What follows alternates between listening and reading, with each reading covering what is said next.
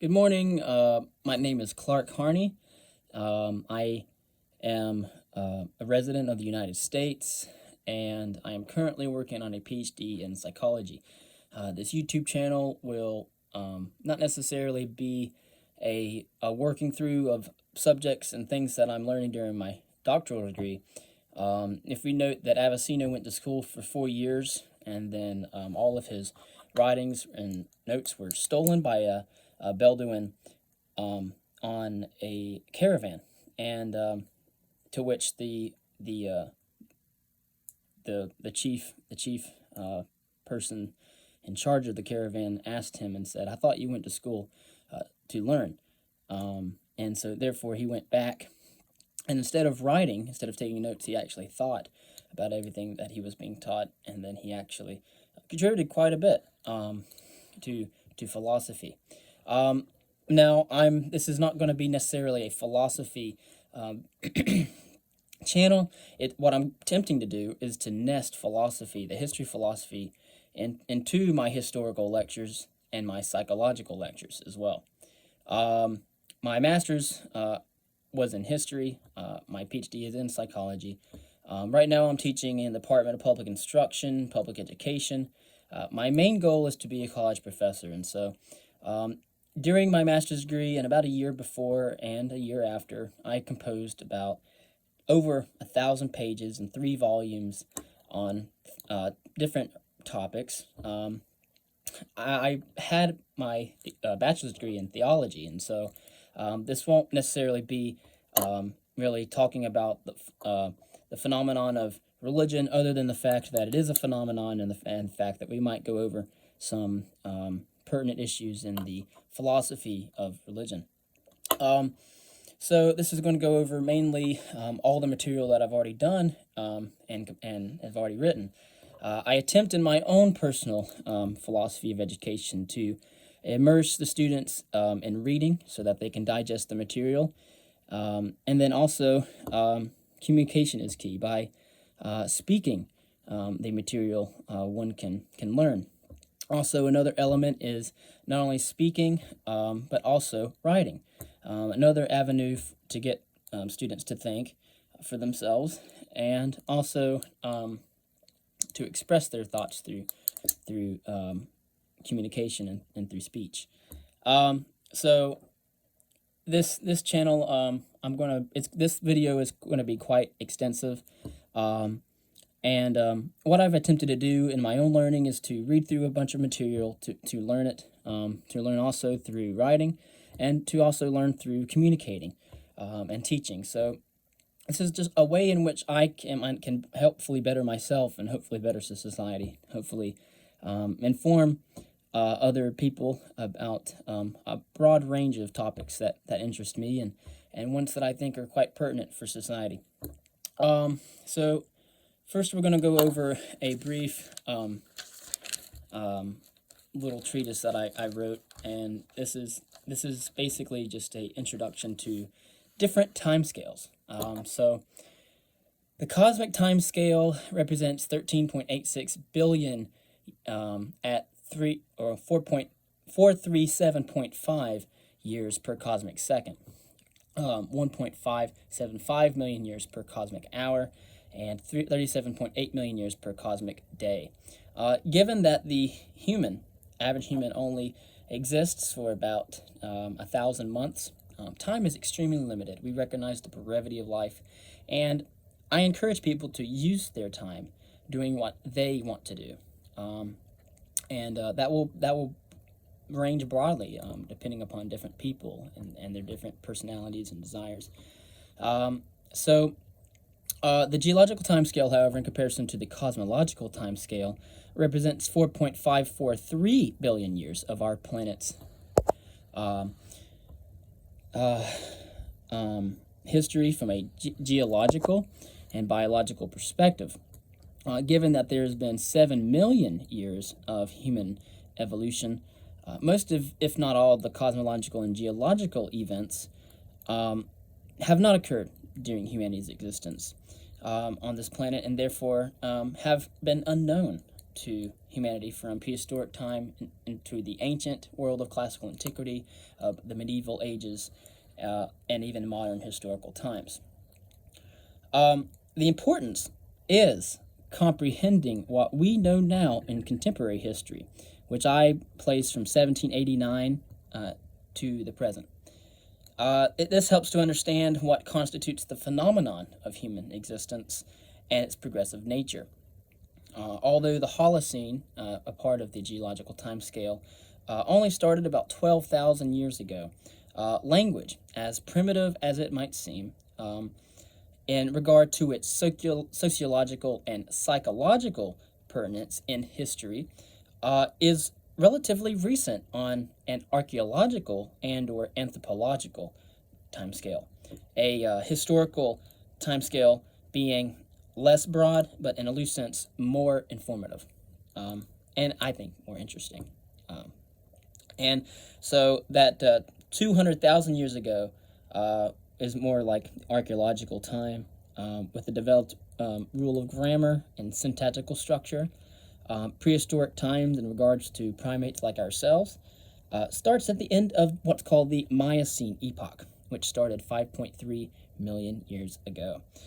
Humans, little known fact, have infiltrated all biomes throughout the Pliocene and Pleistocene periods, and in the Holocene, which we are currently in now, humans have actually evolved the world or changed the world more than the world has changed them.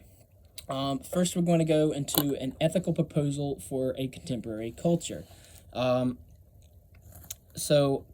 Behavior changes throughout history as specific cultures change throughout time. First, we think about all the different cultures that have existed in every single time and place in history. And in order to come together to think rightly in how we should conduct ourselves in relation to the well-being of all creatures in existence, we must first commit ourselves to being honest and truthful in every manner possible, learning that many behaviors exhibited by humans is learned.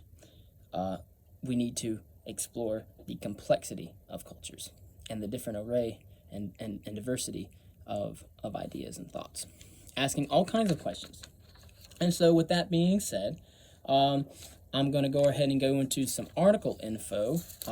If people are interested in articles, I think that's a great way to kind of dive in to research. So to create a journal article, basically the basic premise or function or purpose of the article is to explain research. First, you start with an abstract, which includes a problem statement, a hypothesis, and the variables that you have used.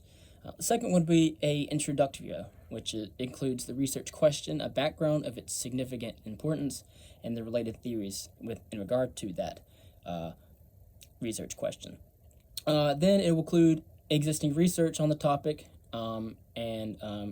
which would avoid tangential review, and it will attempt to explain in detail how your study or how the study extends or modifies what is already known. It will provide a rationale, a problem statement, and a specific hypothesis of prediction. The problem statement will either address the fact that the previous results are either contradictory or simply that the issue has not yet been examined. The third section would be your method, your methodology, which will include subjects, your materials, the procedure used, the statistical analysis utilized in research and data analysis. Then the fourth section would be your results. It would be organized by hypotheses or by hypothesis. It will have topics in it, and that will be used in order to remind the reader what was predicted and what was done. It will include statistical analysis, findings, tables, figures to represent and display the relevant data. And then the fifth and final part is your discussion. It will be a summation or summatio of your results, a conclusio that will contrast findings with a hypothesis, and it will compare to previous work, present the limitations of the present study, the possible errors of the study, the fallibility of the research, and it will be novel in presenting future research. Now we move on to what's called sources of knowledge. How do we know? How do we know that something is true? We have all kinds of sources of knowledge. There's one type of true knowledge, scientia.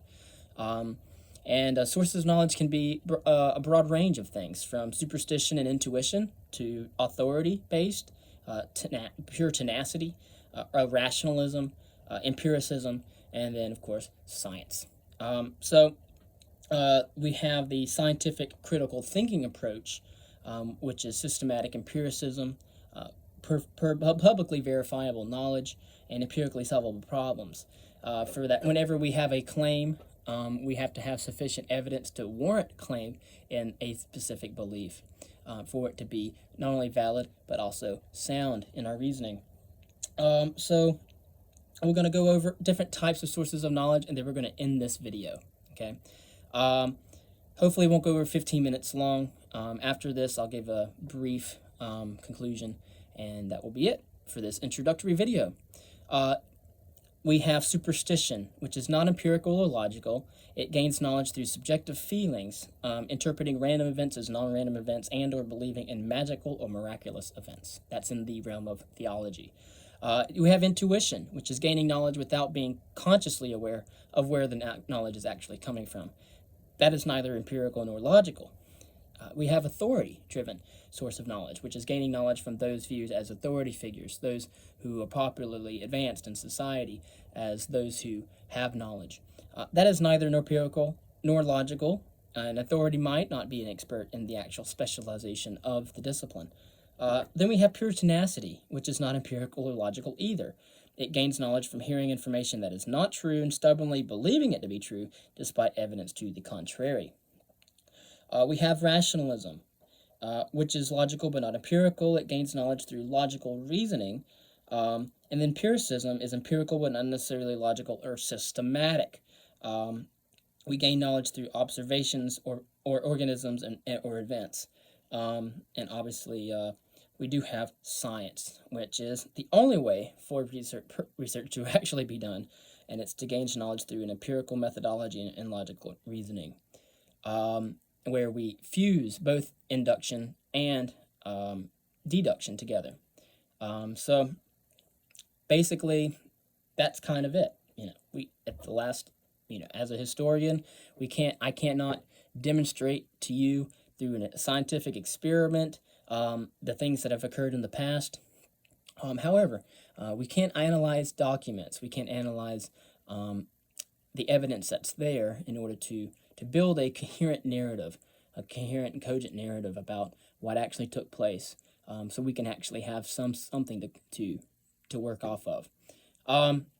Like I said before, this video lecture series, it's going to go over all the material I've written on history, philosophy, and science from the last 3 years. All the work's pretty much been done. I just have to put it in video format.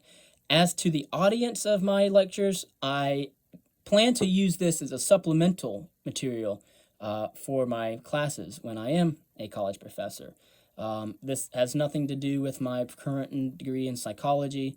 If anything, it's more of what I've already learned. It's going through historiography, historicism, and historiology, but it's also going over other areas as well, in particular the history of philosophy and the history of science.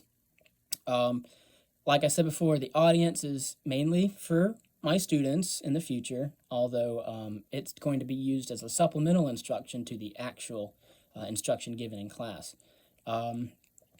So it's going to go through all different kinds of dynamics. It's going to go through society, culture, history, the history of scientific disciplines, the history of philosophy, the history of science and philosophy of science, the philosophy of history. It could go, and I'm going to intermingle within there certain themes like literature and poetry and art, things about the mind and the cognitive things behind our thoughts and feelings. And so it's a complete compendium on a broad range of different subjects, and they'll be categorized and put into different playlists depending upon their subject matter. So thank you for watching. I hope you have a wonderful time on this earth, and use it wisely, choose wisely, and try to live the best life you can.